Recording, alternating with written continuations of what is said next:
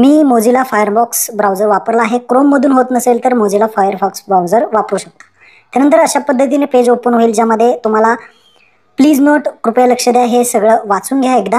हे कल्याणसाठी आहे, बाकी जिल्ह्यासाठी नाही आहे. त्यानंतर आपल्याला खाली तुमचा आधार नंबर, तुम्ही कोणत्याही जिल्ह्यातले असू द्या, इथे तुमचा आधार नंबर टाकायचा आहे आणि जो काही तुमचा मोबाईल नंबर आहे तो टाकून प्रोसीड टू फॉर्मवरती क्लिक करायचा आहे. प्रोसीड टू फॉर्मवरती क्लिक केल्यानंतर हा फॉर्म ओपन होईल. यामध्ये आपल्याला फर्स्ट नेम, तुमचं पहिलं नाव इथे टाकायचं आहे. नंतर फादर किंवा हजबंड किंवा जे काही नाव आहे ते इथे टाकायचं आहे. मधलं नाव टाकल्यानंतर लास्ट नेम, आडनाव इथे टाकायचं आहे. इथे टाकल्यानंतर टाईप केल्यानंतर मेल फिमेल जे काही असेल ते इथे सिलेक्ट करायचं आहे. आधार नंबर इथे ऑटोमॅटिकली येईल. मॅरिड स्टेटस म्हणजेच डिवोर्स झालेला आहे, मॅरिड आहात का, सिंगल आहात का, विधवा आहात का, जे काही असेल ते तुम्ही इथे सिलेक्ट करू शकता. मॅरिड असेल तर मॅरिड. त्यानंतर इथे डेट ऑफ बर्थ, जन्मतारीख विचारली आहे तर जन्मतारीख इथे टाकायची आहे. त्यानंतर तुमची कॅटेगरी कुठली, general, NT, OBC, SC, ST इथे दिलेली आहे. एज इथे ऑटोमॅटिकली जे वय आहे जन्मतारीख टाकल्यानंतर येणार आहे. मोबाईल नंबर ऑटोमॅटिकली येईल. खाली यायचं आहे. खाली आल्यानंतर ॲड्रेस ॲज पर आधार कार्ड, आधार कार्डवरती जसा ॲड्रेस आहे तसा इथे टाकायचा आहे. त्यानंतर रोड टाकायची गरज नाही. जे स्टार केलेले आहेत ते कंपल्सरी तुम्हाला भरायचे, जे स्टार मार्क केले. आता इथे गावाचं नाव टाका. सिटी, शहर तुमचं जे असेल ते इथे टाका. महत्त्वाची जवळची जागा सोडून द्या. महाराष्ट्र आपलं इथे. त्यानंतर तुमचा जो काही जिल्हा आहे तो सिलेक्ट करा. तुमचा तालुका महत्त्वाचा आहे.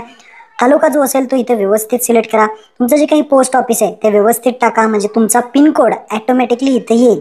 तर पोस्ट ऑफिस नीट व्यवस्थित सिलेक्ट करा. त्यानंतर खाली या. खाली तुम्हाला फॅमिली डिटेल्स विचारले जातील, सगळ्यात महत्त्वाचा पॉईंट, ज्यामध्ये आपल्या कौटुंबिक माहितीत फक्त आई वडील, पत्नी आणि पहिल्या 2 पाल्यांची नावे भरायची आहेत. म्हणजे तुमची आई, तुमचे वडील, तुमचे पती पत्नी जे असेल, पहिल्या 2 जे मुलं असतील, तुम्हाला मुलं असतील तर मुलांची नावं सुद्धा तुम्हाला टाकायची आहेत. तर अशा पद्धतीची माहिती, ज्या व्यक्तीचा फॉर्म भरताय तुम्ही त्या व्यक्तीचं इथे दाखवलं जाईल. नाव, आडनाव, फादर किंवा हजबंड नेम, जन्मतारीख, एज, रिलेशन आणि इथे स्क्रोल करायचं. पहा सर, डाव्या साईडला, उजव्या साईडला फिरवायचं आहे. उजव्या साईडला फिरवल्यानंतर इथे काही माहिती ऑटोमॅटिकली येईल, काही माहिती तुम्हाला भरायची, ज्यामध्ये व्यवसाय काय करता तर कामगार आहे, कामगार टाका. शिक्षण काय झालेलं आहे या कामगाराचं ते कामगार इथे सिलेक्ट करा, जे काही शिक्षण झालं असेल ते.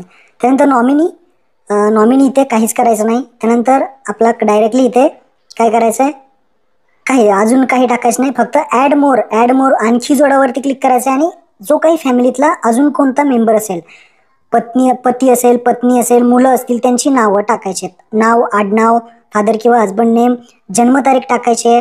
स्वतः आहे का, मदर आहे, वाईफ आहे, हजबंड आहे, सन आहे, डॉटर आहे. रिलेशन जे आहे, ज्या व्यक्तीचा फॉर्म भरताय त्याच्यासोबत जे काही संबंध आहे, रिलेशन आहे, ते इथे सिलेक्ट करायचं. त्यानंतर आधार नंबर, त्यानंतर प्रोफेशन म्हणजे व्यवसाय वगैरे, काय एज्युकेशन झालेलं आहे ते इथे टाकायचं आहे. कामगाराचं जे काही रिलेशन असेल, हजबंड असेल किंवा वाईफ जोडायची असेल किंवा मुलं जोडायची असेल ते. नॉमिनी लावायचं असेल तर नॉमिनी लावायचं. ह्या बॉक्स इथे गोल आहे त्यावरती क्लिक करून हा नॉमिनी इथे लागलेला आहे. त्यानंतर पुढे अशा पद्धतीने माहिती तुम्ही अजून जे काही कौटुंबिक माहिती आहे, आई असेल, वडील असेल, पती पत्नी, 2 मुले, मुलगी, मुलगा, जे काही असेल त्यांची नावं टाकून, त्यांचं जे काही जन्मतारीख आहे ते टाकून, रिलेशन टाकून, आधार नंबर टाकून, एज्युकेशन टाकून, हे सगळी माहिती तुम्हाला टाकायची.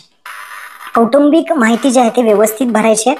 मी इथे सगळी माहिती भरून घेतो आणि नॉमिनी ज्या व्यक्ती लावायचे त्याच्या पुढे तुम्हाला त्यावरती क्लिक करायचं आहे. जे काही एज्युकेशन असेल व्यवस्थित टाकून घ्यायचं.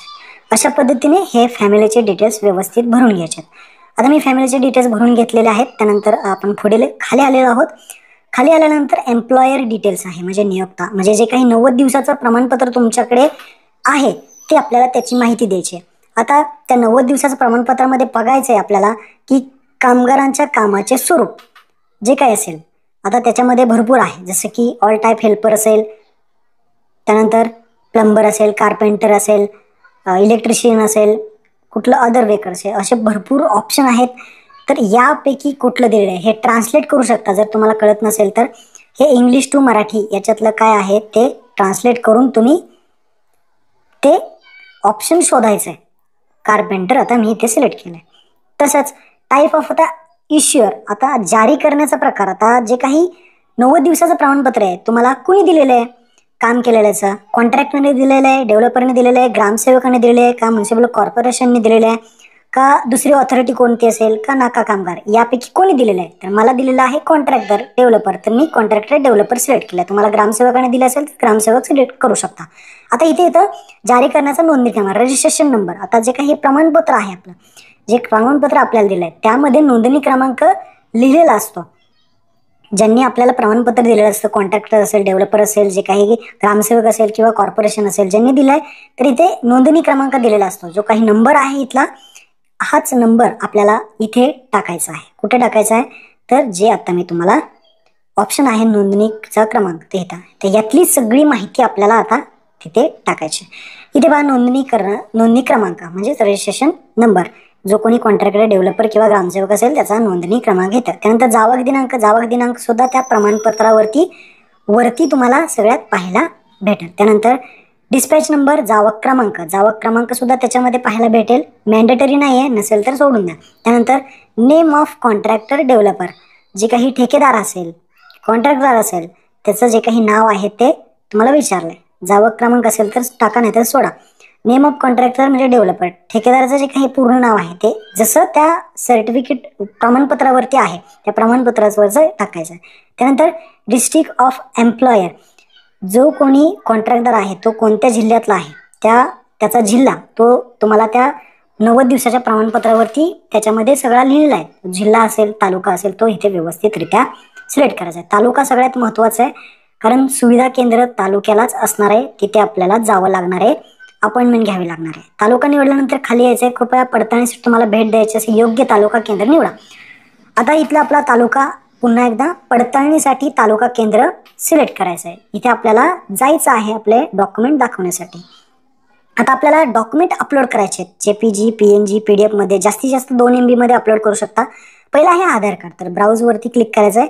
जे काही 90 दिवसाचं प्रमाणपत्र आहे ते आणि आधार कार्ड हे दोन्ही इथे अपलोड करायचे आहेत. आता कामगार कोण आहे त्या व्यक्तीचे इथे आपल्याला आधार कार्ड, तुम्ही स्वतः फॉर्म भरत असाल तर स्वतःचं जे काही आधार कार्ड, जर तुम्ही दुसऱ्या कोणाचं कामगाराचं भरत असाल तर इथे कामगाराचं आधार कार्ड अपलोड करायचं. त्यानंतर 90 डेज वर्क सर्टिफिकेट, 9 दिवसाचं कामगाराचं प्रमाणपत्र आहे ते इथे आपण अपलोड करूयात.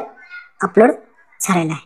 तर पहा, फाईल अपलोड सक्सेसफुली. त्यानंतर आता click to load visit date. आता डॉक्युमेंट अपलोड झालेले आहेत, आपल्याला आता व्हिजिटिंग डेट घ्यायची आहे, अपॉइंटमेंट घ्यायची आहे, कारण आपले जे काही डॉक्युमेंट आहेत ते व्हेरिफिकेशन होणार आहे. तर इथे काही राहिलं असेल तर तुम्हाला इथे दाखवलं जाईल. पहा काय राहिलं आहे ते लाल रंगामध्ये, तर इथे तुम्ही चेक करा. तर क्लिक टू लोड व्हिजिटिंग डेटवरती क्लिक करायचं आहे. इथे अर्थ समजून घ्या, जे येल्लो कलरचा आहे त्यांचा कोटा फुल झालेला आहे. कोटा फुल झाला असेल तर तुम्हाला अपॉइंटमेंट भेटणार नाही, तुम्ही नंतर फॉर्म भरू शकता. त्यानंतर गव्हर्नमेंट हॉलिडेजला लाल रंगाचा आहे, हिरव्या रंगाचं म्हणजे ते आपण सिलेक्ट केलेलं येणार आहे, आणि स्लॉट अवेलेबल असले की ते पूर्णपणे पांढरं दाखवणार आहे. तर अशा पद्धतीने तुम्हाला आता इथे डेट, हे कॅलेंडर सिलेक्ट करा. आता सप्टेंबरमध्ये एक पण मला दिसत नाहीये, मी पुढचा आता घेतो महिना. अशा पद्धतीने आता हे जे सर्कल आहे त्याचे अर्थ वरती दिलेले आहे. तर पुढे घेतलं नोव्हेंबर आला, डिसेंबर आला तरी तारीख भेटत नाहीये. भरपूर जणांच्या तारखा अवेलेबल नाही आहेत. तर जानेवारीमध्ये मला इथे तारीख दिसते, जानेवारी 2026 मध्ये तारीख आहे. फेब्रुवारीमध्ये सुद्धा आहे. तर जी तारीख सिलेक्ट करायची आहे ते तुम्ही इथे पाहू शकता. अशा पद्धतीने पूर्णपणे पांढऱ्या कलरमध्ये दिसेल. पांढऱ्या कलरमध्ये तारीख असेल तरच तुम्ही ती सिलेक्ट करू शकता. अशा पद्धतीने तुम्ही त्या ठिकाणी अपॉइंटमेंट घेऊ शकता. तर इथे आपण आता जानेवारीमध्ये मला आहे इथे 29, तर मी इथे जानेवारी 29 सिलेक्ट केलेली आहे. 26. तर तारखा भरपूर लांब लांबच्या भेटणार आहेत, ही गोष्ट पहिल्यांदा लक्षात ठेवा. तर मी इथे तारीख निवडायची आहे. त्यानंतर जी काही तारीख निवडली आहे त्यानंतर खाली टर्म्स अँड कंडिशन म्हणजेच जे काही घोषणापत्र आहे ते इथे टिक करायचे आहे. डिक्लेरेशन एक्सेप्ट करून खाली तुम्हाला सेव्ह बटनावरती क्लिक करायचं. सेव्ह बटनावरती क्लिक केल्यानंतर जो मोबाईल नंबर टाकलेला आहे त्यावरती सेंड OTP वरती क्लिक करायचं आहे. सेंड OTP जसं कराल तर OTP येईल, तो OTP तुम्हाला इथं व्हेरीफाय करून घ्यायचा आहे. OTP व्हेरीफाय केल्यानंतर तुम्हाला एक पॉपअप येईल आणि आपला अर्ज सबमिट झालेला एक ऍप्लिकेशन नंबर जनरेट होईल. त्यानंतर तुम्हाला तिथे ओके बटनावरती क्लिक करायचं आहे. जसं तुम्ही ओके बटनावरती क्लिक कराल तर त्यानंतर तुम्हाला एक पावती येईल. ही पावती तुम्ही पाहू शकता, याची प्रिंट काढायची आहे. अशा पद्धतीने मूळ कागदपत्रासह तुम्हाला तिथे जायचं आहे अपॉइंटमेंटची सुविधा केंद्रामध्ये. सुविधा केंद्रांची यादी सुद्धा तुम्हाला वेबसाईटवरती पाहायला भेटेल, त्याची लिंक मी देतो. त्या केंद्रावरती जाऊन तुमची कागदपत्र जे आहेत ते तपासणी करून घ्यायचे. 90 दिवसाचं प्रमाणपत्र असेल, आधार कार्ड असेल, ही पावती असेल, सगळं घेऊन जावा आणि आपली तपासणी कागदपत्रांची करून घ्या. तिथे तुमचा फोटो, अंगठा घेतला जाईल आणि तुमचं काम झालं, मग नंतर अर्ज मंजूर होईल. महत्त्वपूर्ण हा व्हिडिओ होता. अशा पद्धतीने फॉर्म भरायचा. धन्यवाद. जय हिंद, जय महाराष्ट्र.